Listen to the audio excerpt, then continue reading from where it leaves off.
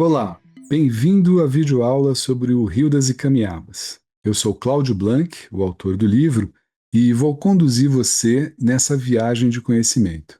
Mas antes de começarmos, vamos descrever a imagem para garantir acessibilidade. O vídeo mostra o rosto de um homem em primeiro plano, enquadrado do peito para cima. Ele aparenta estar na faixa dos 60 anos, tem pele clara, olhos azuis, cabelos curtos e grisados. Usa óculos de armação preta retangular com lentes transparentes. Seus olhos estão voltados diretamente para a câmera e a expressão é neutra e tranquila. Ele veste uma camisa polo azul marinho e está sentado numa mesa e ao fundo há uma estante repleta de livros. O ambiente transmite uma sensação de aconchego. Então vamos começar falando sobre a obra. O Rio das Icamiabas é um romance histórico que aborda a descoberta do rio Amazonas e o mito das mulheres guerreiras, presentes nas narrativas dos primeiros exploradores europeus. O projeto foi selecionado pelo edital PROAC 28/2024, o que reconhece sua relevância cultural e histórica. A história é apresentada como uma carta escrita pelo jovem frei Diego Lopes de Oviedo, em Cusco, no Peru, o que é um recurso narrativo que aproxima o leitor do contexto do século XVI. Nessa carta, o frei registra os relatos de um fidalgo anônimo que teria acompanhado Francisco de Orellana em momentos decisivos da conquista espanhola. Esse fidalgo anônimo participa de episódios centrais da história da América colonial, como a conquista do Império Inca, ao lado de Francisco Pizarro, as disputas violentas entre Pizarro e Diego de Almagro, a busca pelo lendário Eldorado e, finalmente, a expedição que resultou na descoberta europeia do Rio Amazonas. Ao longo da narrativa, o romance articula história, arqueologia e lenda, dando especial atenção às sociedades indígenas que habitavam as margens dos rios Amazonas e Negro no século XVI. Esses povos tinham conhecimentos avançados, como técnicas sofisticadas de agricultura, navegação fluvial, produção de cerâmica e inovações alimentares, contrariando visões simplificadoras sobre as populações indígenas. O ponto mais marcante do romance é o encontro com as lendárias civilizações das Icamiabas, mulheres guerreiras que exerciam papéis de liderança política e militar, sustentadas por tecnologias e formas de organização social surpreendentes. A narrativa mergulha em suas crenças, lendas e saberes, entrelaçando fatos históricos e imaginação literária. E essa aula é justamente para que nós contextualizemos esses fatos históricos, dando uma melhor compreensão do pano de fundo que se passa o romance. Então vamos começar falando sobre os Incas, que têm um papel de destaque, e as civilizações pré-colombianas. A partir do século VII, a Cordilheira dos Andes assistiu ao florescimento das civilizações Chimo, Tiahuanaco e Huari, que séculos depois dariam base à formação do vasto Império Inca, administrado a partir de Cusco. Antes da chegada dos espanhóis, os incas construíram um estado expansionista que se estendia do Equador ao Chile e reunia cerca de 6 milhões de habitantes. Mas não era só na América do Sul. Na América Central, na Mesoamérica, também se desenvolveram sociedades avançadas, como os olmecas, toltecas, maias e astecas, cada uma com características próprias. Os maias, entre os séculos 3 e 11 d.C., organizaram cidades-estado, autônomas, sustentadas por sistema de trabalho coletivo, embora muitos desses centros já estivessem abandonados quando os europeus chegaram. Entre as civilizações mesoamericanas, os astecas se destacaram pela formação de um império poderoso que abrangia do sul da Guatemala ao oeste do México. Sua organização se baseava na agricultura coletiva, na cobrança de tributos dos povos dominados e num Estado centralizado. De modo geral, o continente americano pré-colombiano era marcado por profunda diversidade cultural e por sociedades complexas, com instituições políticas, relações sociais e conhecimentos próprios, o que desmonta a visão eurocêntrica que subestimava esses povos e sobre a qual se construíram preconceitos que continuam até hoje. Vamos falar um pouco sobre o Império Inca. Foi o maior das Américas à época da chegada dos espanhóis, estendendo-se do atual Equador ao norte do Chile, ao longo de cerca de 4.700 quilômetros. Construído pela dominação de diversos povos pelos quechuas, impressionou os conquistadores por seu elevado grau de desenvolvimento, com grandes cidades, agricultura avançada, arquitetura sofisticada, sistemas matemáticos e uma estrutura estatal eficiente. Antes dos Incas, a região andina já era ocupada por sociedades organizadas, isso desde a antiguidade, com cidades-estado e, possivelmente, a partir do século VII, grandes impérios, como Tiahuanaco e Huari, além de reinos regionais como Chimo, cuja capital, Chan Chan, era uma cidade planejada de grandes proporções. O poder Inca teve origem em Cusco e expandiu-se rapidamente a partir do século XIV, alcançando seu auge nos séculos XV e XVI. Sob imperadores como Pachacuti, Tupac Yupanqui e Huayna Capac, a base econômica do império era o trabalho agrícola coletivo nas aldeias chamadas Ailu, complementado pela mita, que era um sistema de trabalho obrigatório em obras públicas e serviços do Estado. Essa organização permitiu ampliação de áreas agrícolas. Para administrar o império, existia uma hierarquia que ia dos camaiocs e curacas até os governadores providenciais e, após, todos os subordinados ao Inca. O Inca era o imperador, o povo que dominou os outros povos e constituiu o império eram os quechuas. E o maior dos quechuas era o Inca, que, por conta disso, acabou sendo o imperador de toda essa extensa região. O Inca, portanto, concentrava poder político, militar e religioso, sendo considerado descendente do Deus Sol. Cusco funcionava como centro administrativo, religioso e de comunicações, conectada por uma vasta rede de estradas, enquanto outras cidades planejadas, como Machu Picchu e Cajamarca, reforçavam o controle territorial. Os Incas também desenvolveram conhecimentos em astronomia, domesticaram lhamas e alpacas para transporte e utilizaram os quipos como sistema de registro.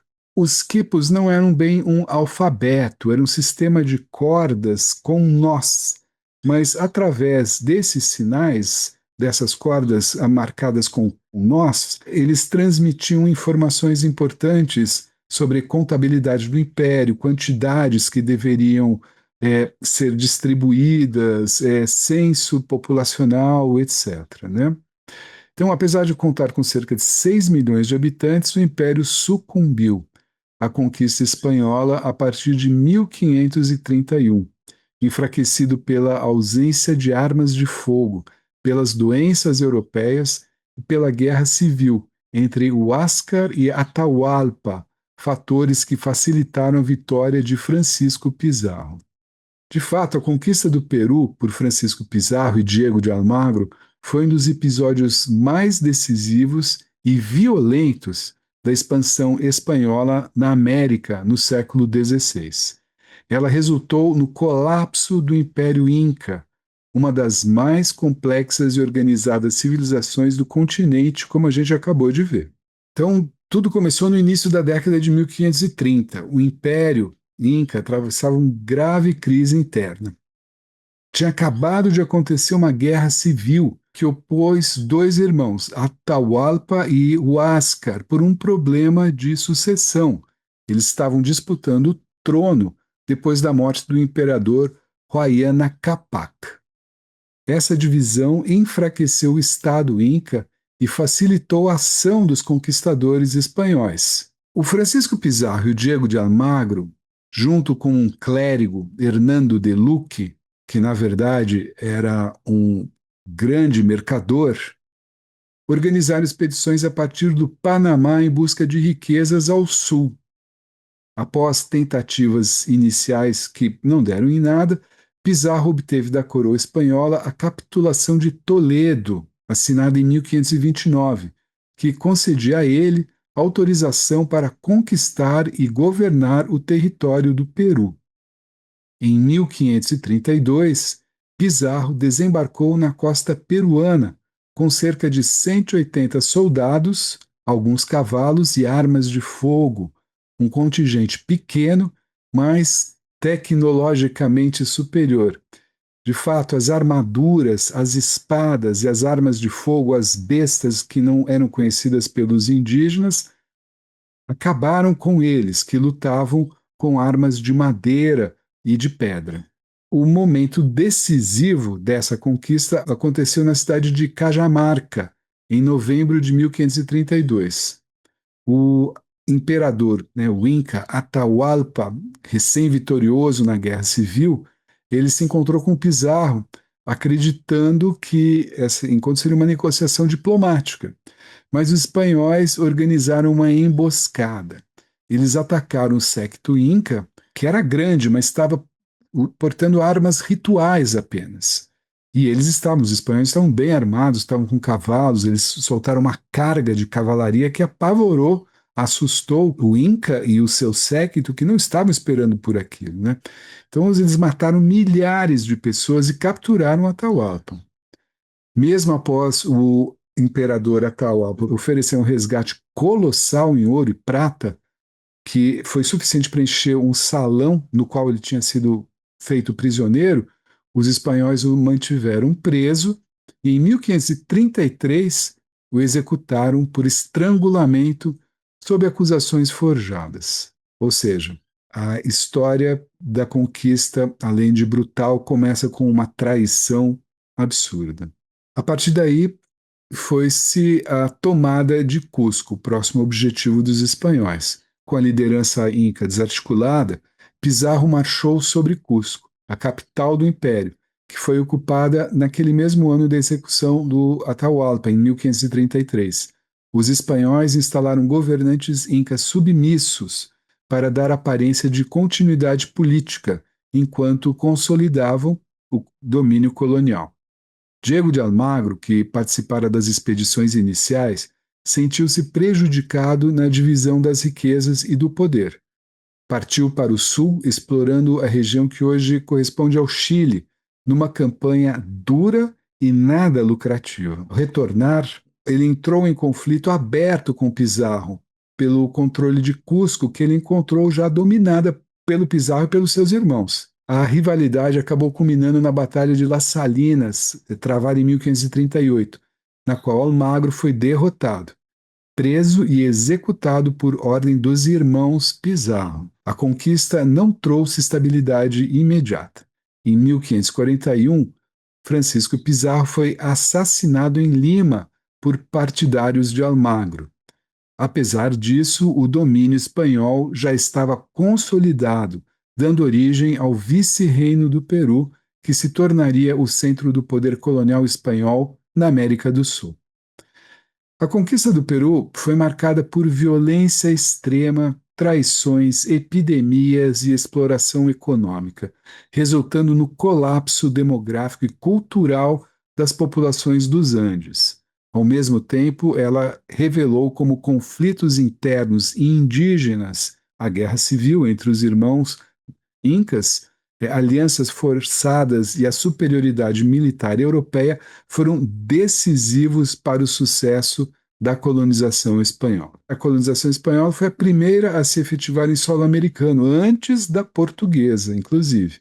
A montagem do seu sistema colonial contou com dispositivos como a hacienda, o repartimento e a encomienda, que aparecem no romance. O fidalgo anônimo, por exemplo, ele recebe uma encomienda. A extração de metais preciosos e o estabelecimento de agricultura com base na plantation, aquelas grandes plantações, plantações extensivas, também foram determinantes na colonização espanhola, como na portuguesa. Então vamos ver esses dispositivos coloniais com mais detalhes. Primeiro, a hacienda. A hacienda era uma grande propriedade rural, agrícola, de pecuária, ou ambas, voltada para a produção em larga escala e destinada ao mercado colonial e, em parte, à metrópole. Então, a produção alimentava os colonos. Surgiu com mais força a partir dos séculos XVII e XVIII. Pertencia a colonos espanhóis, que eram chamados de crioulos, ou a ordem religiosas. Os crioulos eram os espanhóis estabelecidos na América ou os descendentes desses espanhóis, que é um termo que acabou se imiscuindo em outras línguas também, o inglês e o próprio português. A hacienda se baseava no trabalho indígena, camponês pobre, em algumas regiões de africanos escravizados, embora em menor grau, bem menor grau do que no Brasil. Os trabalhadores viviam frequentemente em regime de dependência econômica. E a hacienda se consolidou como uma estrutura fundiária concentradora, cujos efeitos sociais persistem na América Latina até hoje. Na América Central, isso pode ser muito visto como essa influência da hacienda tremendamente negativa resultou em sociedades marcadas pela desigualdade social. A encomienda. A encomienda foi um sistema criado nos primeiros tempos da colonização, logo no século XVI, na qual a coroa espanhola concedia a um colono, que era o encomendeiro, o direito de receber tributos e trabalho de um grupo de indígenas. Em troca, o encomendeiro deveria proteger, entre aspas, bem entre aspas, catequizar e civilizar, essa era a ideia, os indígenas. Na prática, o sistema resultou em exploração intensa, violência e trabalho forçado. Os indígenas não eram legalmente escravizados, ou seja, não podiam ser vendidos, mas ficavam submetidos a condições muito próximas da escravidão. Foi duramente criticada por religiosos como Bartolomeu de Las Casas. A encomenda não era propriedade de terra nem de indígenas, mas um direito de exploração sobre a força de trabalho dos indígenas e os tributos que se recebia desse trabalho e dessa terra concedida ao encomendeiro. E tinha ainda o repartimento, que surgiu como uma tentativa da coroa de substituir ou atenuar os abusos da encomenda, que eram muitos, mantendo, porém, o controle da mão de obra indígena. Consistia na obrigação das comunidades indígenas de fornecerem trabalhadores por tempo determinado a obras públicas, minas ou propriedades privadas. O trabalho era teoricamente remunerado, mas os salários eram irrisórios. A participação era compulsória, regulada por autoridades coloniais. Foi amplamente utilizada na mineração, sobretudo no vice-reino do Peru. Apesar do discurso legalista, o repartimento continuou sendo uma forma de trabalho forçado. Essas instituições foram fundamentais para a consolidação do domínio espanhol, articulando terra, trabalho e poder colonial. Mas depois da tomada do Peru e do estabelecimento desses dispositivos coloniais que a gente acabou de ver, muita gente, muitos espanhóis ainda ficaram sem ocupação, sem conquistar aquilo que eles vieram aqui nas Américas. E buscavam riqueza semelhante à encontrada no México e no Peru também. E aí começou a aparecer a lenda do Eldorado, que impulsionou diversas expedições, não só espanholas, como inclusive uma inglesa liderada por Sir Walter Raleigh. A lenda do Eldorado surgiu logo no início da colonização espanhola, e aqui na América do Sul. E ela se referia originalmente ao ritual indígena realizado na região andina da atual Colômbia. Segundo os relatos desse ritual, um chefe muisca dessa etnia muisca cobria o corpo com um pó de ouro e mergulhava em um lago sagrado, geralmente identificado como Lago Guataiata, enquanto oferendas de ouro eram lançadas na água. Esse homem dourado, El Dourado, simbolizava riqueza e poder. Mas, à medida que a história foi sendo transmitida entre os europeus, sedentos de riquezas, a figura ritual transformou-se na ideia de uma cidade pavimentada com ouro, como eram os muros, os templos da cidade de Cusco quando os espanhóis lá chegaram. Depois de um reino, e o Eldorado, né, primeiro uma cidade, depois imaginou-se um reino, e por fim um império repleto de ouro escondido no interior do continente oculto na selva. A crença no Eldorado, como eu disse, impulsionou numerosas expedições espanholas pela Amazônia e nas regiões próximas entre os séculos XVI e XVII, movidas pela ambição por metais preciosos pela glória pessoal. Exploradores como Gonzalo Pizarro e Francisco de Orellana, que são personagens centrais no livro O Rio das Icamiabas, atravessaram áreas desconhecidas, enfrentando rios imensos, florestas densas, fome, doenças e conflitos com populações indígenas.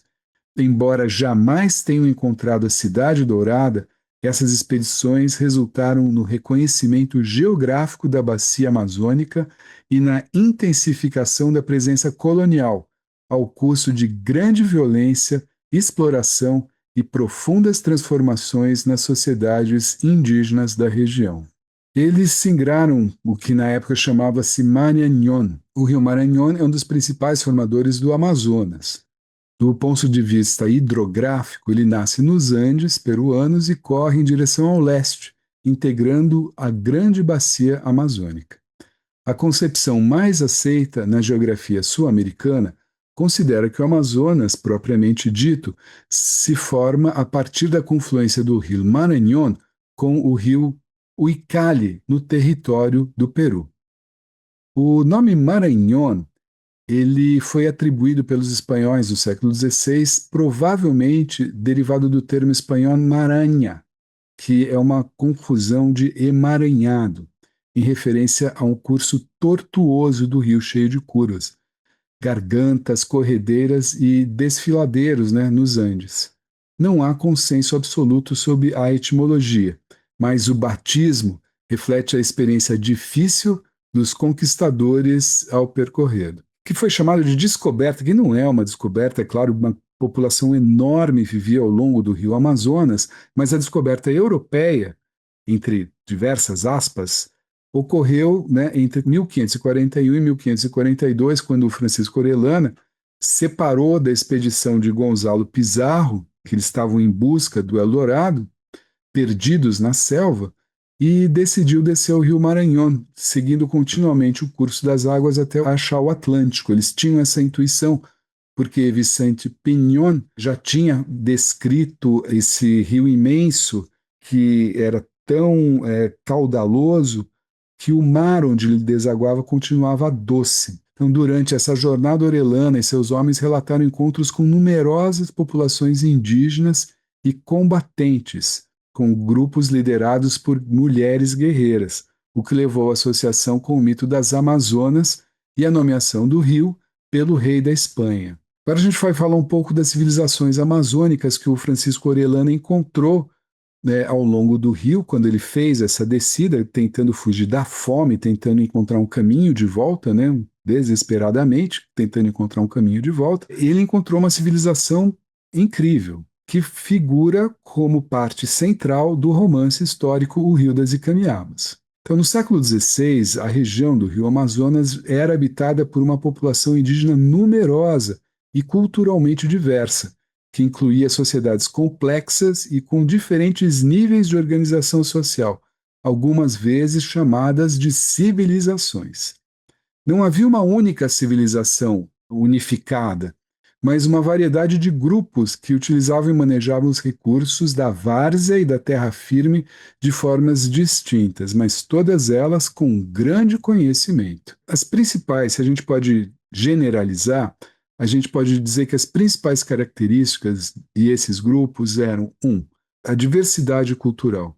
Os povos variavam de caçadores-coletores nômades a grupos com uma agricultura desenvolvida e que viviam em aldeias grandes e organizadas, ligadas, inclusive, pela descrição do Orellana, por estradas bem pavimentadas, que ele compara, inclusive, com as estradas mantidas pela coroa espanhola na Espanha. O manejo da terra. Essas sociedades desenvolveram tecnologias adaptadas ao ambiente amazônico, como as terras pretas, áreas de solo fértil criadas pelo manejo de resíduos e matéria orgânica, que permitiam o desenvolvimento e a manutenção de uma agricultura sustentável. Outra característica desses povos e dessas civilizações eram populações de várzea e de terra firme. Havia diferenças significativas entre as populações que ocupavam essas áreas, as várzeas inundáveis e as de terra firme, né? Algumas das maiores concentrações populacionais, elas estavam nas várzeas a montante de Manaus e Santarém. Foi mais ou menos aí, né, na região de Santarém, que houve um encontro com as Icaniabas. Outra característica são as chamadas cidades-jardins.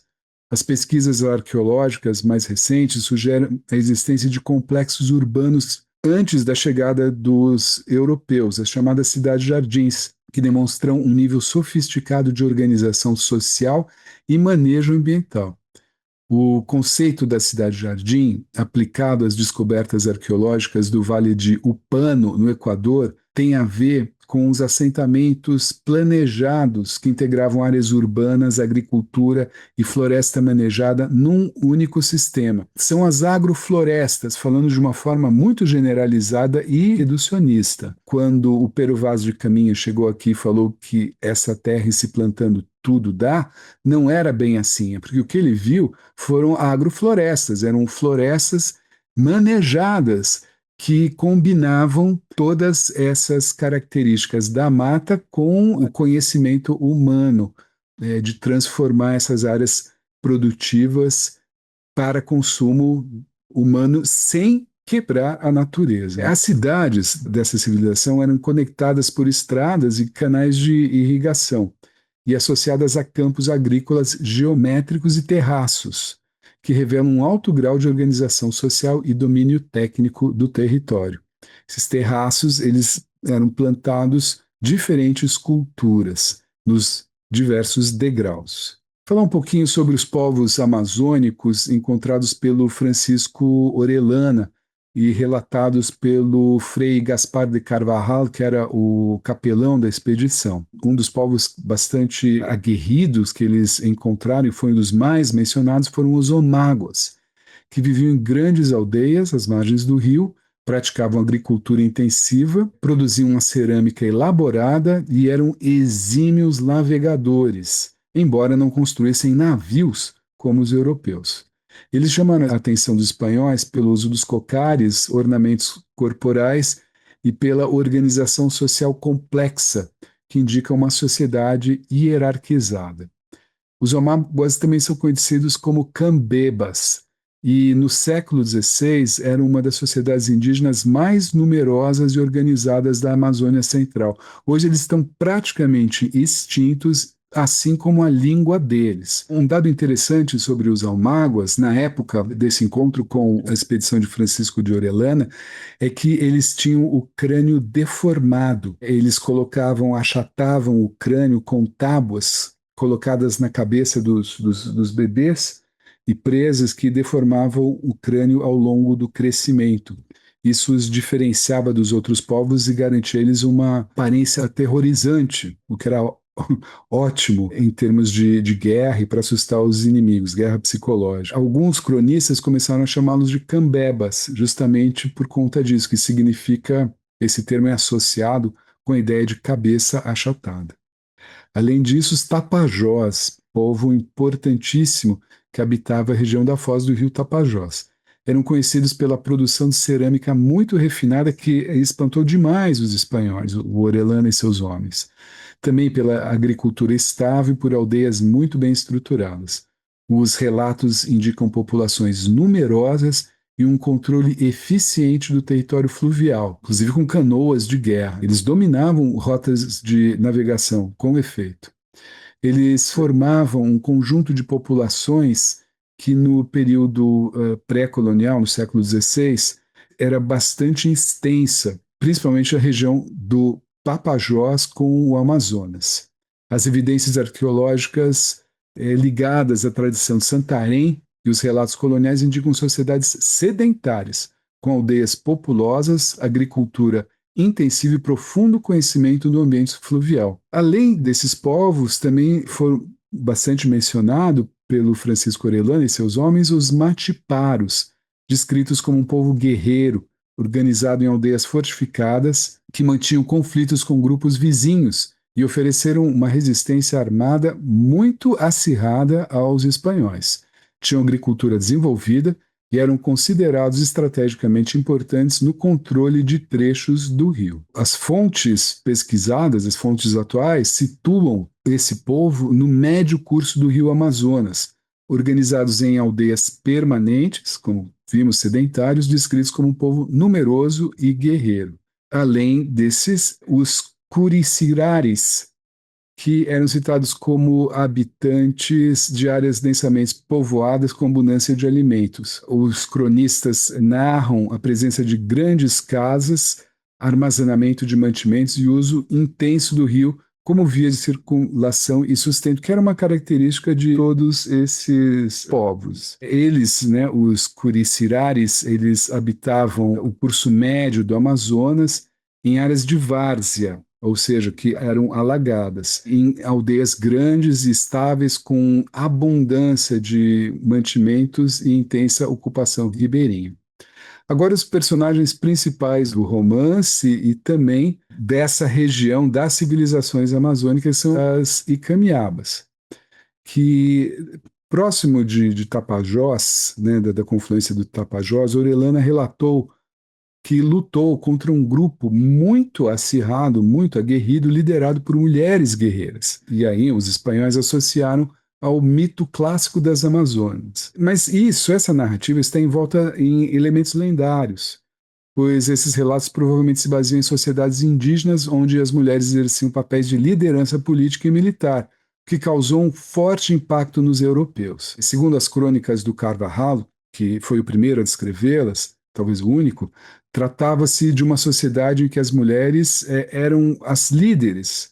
E Carvajal descreve os combates travados contra esse grupo de mulheres armadas com arcos e flechas e muito fortes. Ele conta, por exemplo, que uma delas arremessa uma lança com tanta força que ela entra um palmo no costado, né, na tábua do navio, do bergantim que eles construíram para descer o rio.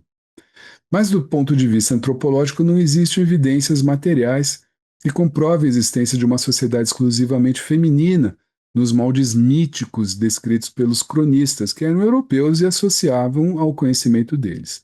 No entanto, pesquisas arqueológicas e étnico-históricas indicam que, em diversas sociedades amazônicas pré-coloniais, as mulheres podiam ocupar papéis centrais na organização social, no controle de recursos, na ritualidade, em alguns casos, na guerra.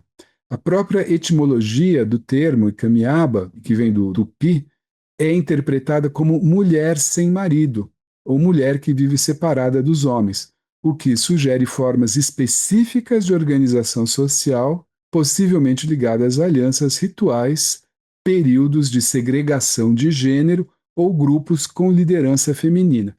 O fato é que a gente nunca vai saber ao certo o que aconteceu. Aqui a gente está encerrando então a aula. Eu espero que tenha sido proveitosa, espero que vocês tenham gostado, que ela tenha cumprido a função dela de contextualizar a parte histórica desse romance e desejar também uma grande leitura. Divirtam-se, aprendam e boa leitura.